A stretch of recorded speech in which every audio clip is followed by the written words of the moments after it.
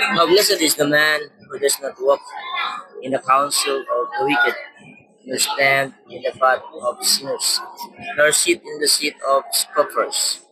There are three action words that we can observe from this. First, walk. Second, stand. And the third is sit. You can see the progress of the person being tempted through these three words. First is he simply walks through, sees the temptation, but just passes by.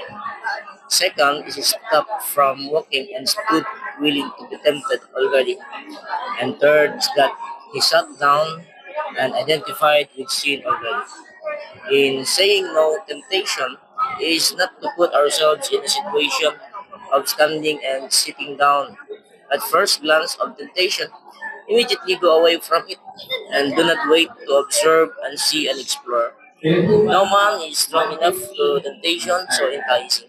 We are already born with the capacity to easily yield to temptation. So we must not think that our hearts are not strong enough to say no to it if we choose to stand and sit already. Yes, God has given us a way out if ever we are there already. But prevention is better than cure. At first glance, walk fast, run away from temptation. Friends, think of ways that you can respond to God's word today.